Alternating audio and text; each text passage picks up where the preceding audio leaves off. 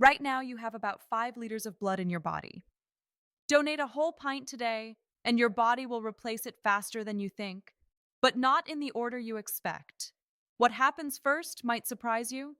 In the next few minutes, you will see how your body races to restore what you lose, the surprising speed at which different parts return, and the one nutrient that can make or break your recovery. How your body replaces blood. Your body is a round-the-clock repair team. It never takes a break. One of its most impressive skills is replacing blood you have lost from a small accident or from a planned donation. When you see how it works, you will realize just how incredible your biology is, and you will know how to give it the best support.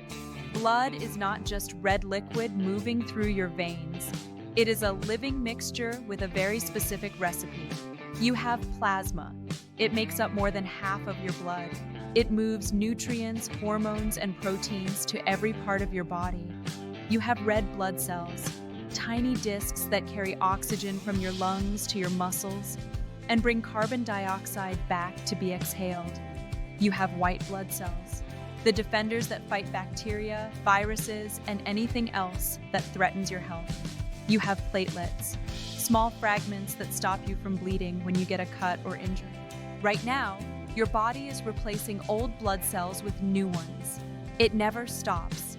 All of it happens in your bone marrow, the soft tissue inside your bones, your personal blood factory, running without a break. Red blood cells live about 120 days. White blood cells live anywhere from a few days to several years. Platelets last only about 10 days. Your body watches what you need, and it adjusts production.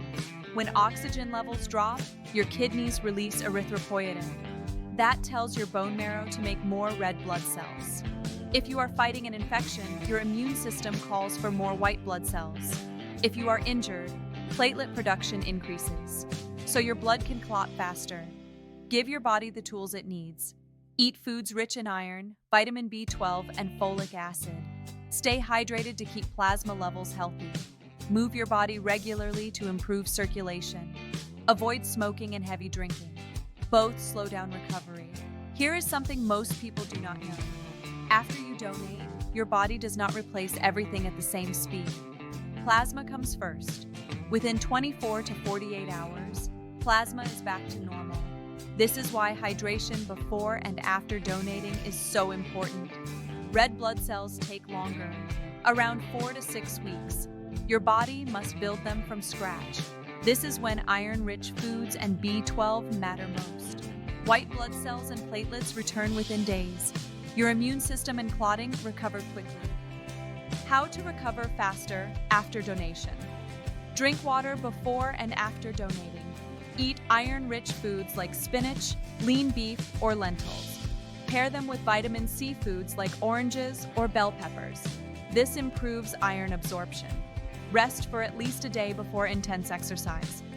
Why regular donation is safe.